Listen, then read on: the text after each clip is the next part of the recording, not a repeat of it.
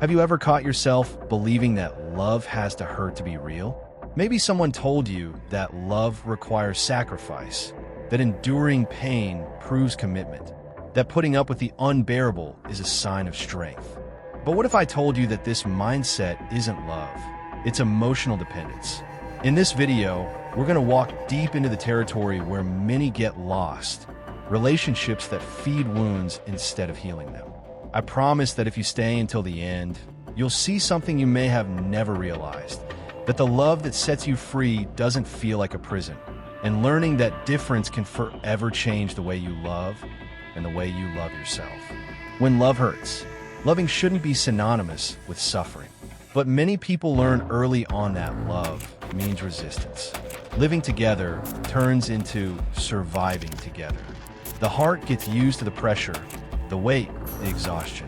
When that happens, the line between love and pain disappears. What should be light becomes a fight. What should be a safe haven becomes a battlefield. Pain starts to feel normal. You begin to believe that there is no love without tears, that every wound is just part of the deal. But something inside you screams, a deep feeling that it shouldn't be this way. That real love doesn't silence you, doesn't demand your erasure. That inner scream is proof that you still know the difference between what's healthy and what's destructive. It just needs to be heard. The first step is recognizing this. Love that hurts isn't love, it's dependence. And dependence doesn't nourish, it consumes. It doesn't strengthen, it weakens. When you realize this, you begin to question patterns. And every question creates space for change.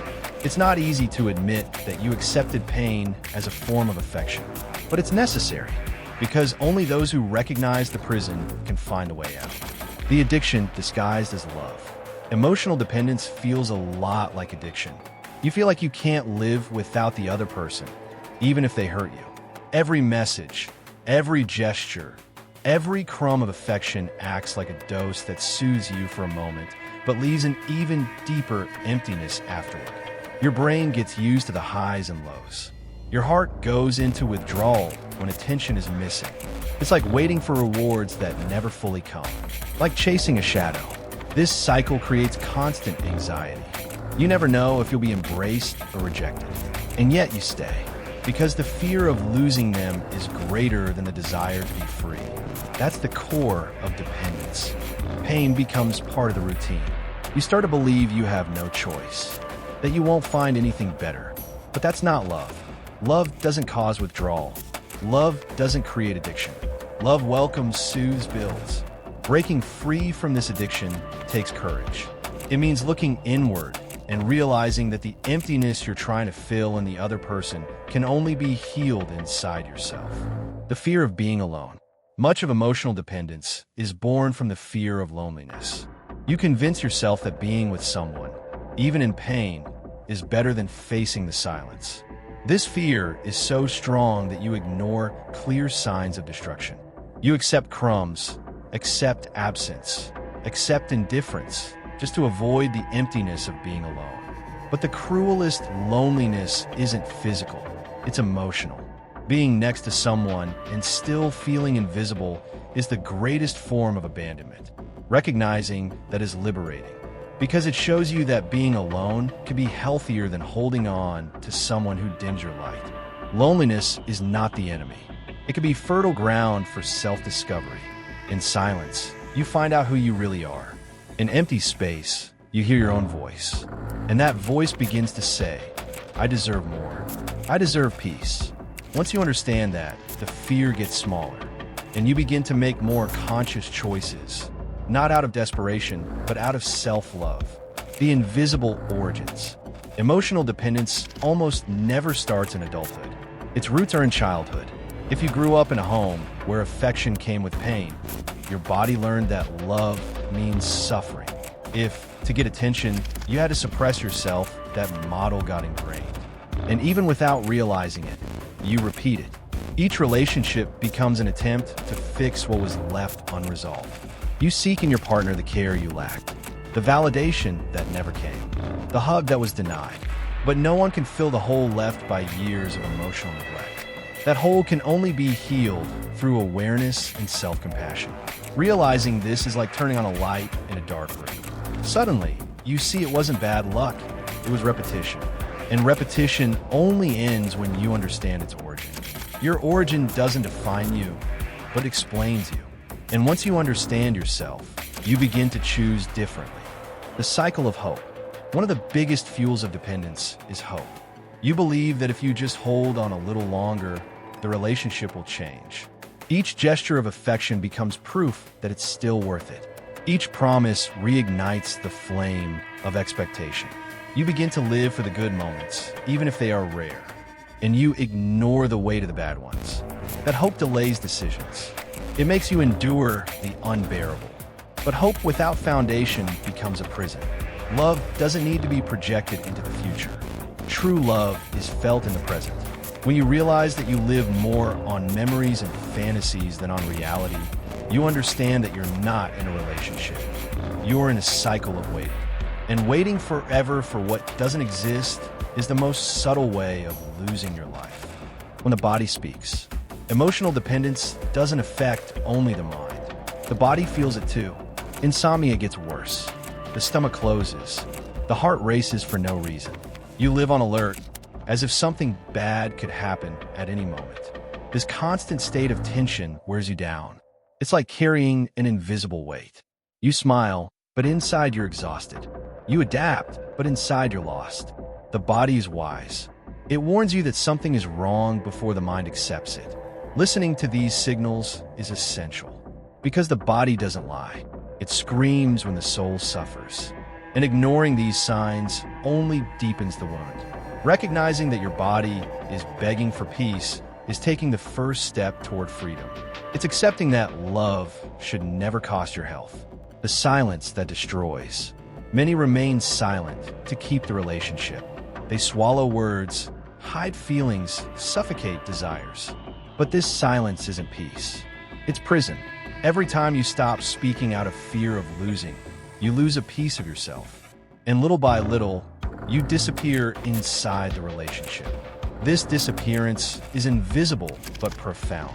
You no longer recognize yourself. You no longer remember who you were before. The silence that seemed to preserve the bond actually corrodes it, because there is no love where there is no truth. Love doesn't require you to disappear in order to exist. Healthy love celebrates your voice, and the more you stay silent, the more you feed dependence. Freedom begins when you reclaim the right to say, I feel, I think, I exist. Your voice is your passport to emotional freedom.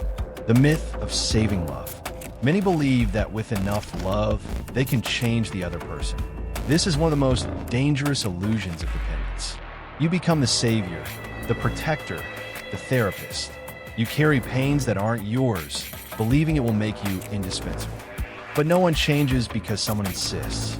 True change is born from within. Love is not a tool for salvation. When you try to save, you lose yourself. And you create an unbalanced bond where one always gives more.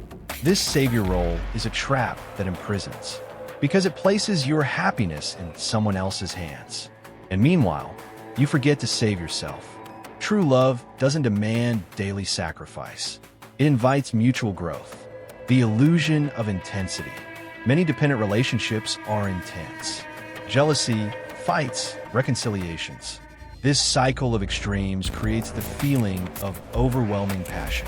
But intensity is not the same as love. In fact, many times it's a sign of instability.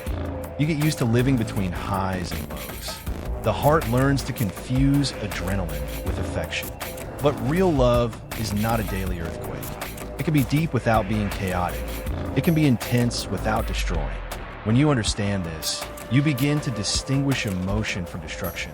And you discover that peace can also be passionate, that safety can also be vibrant, that true love doesn't need drama to be strong. The price of abandoning yourself.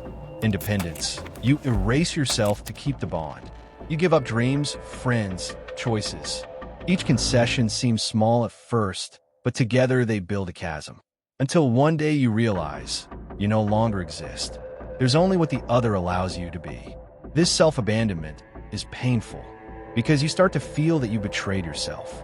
But it's also a turning point, because when you realize you're lost, the desire to find yourself again is born. And finding yourself again is the greatest act of self-love. The trap of guilt.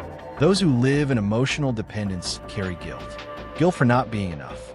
Guilt for complaining. Guilt for thinking about leaving.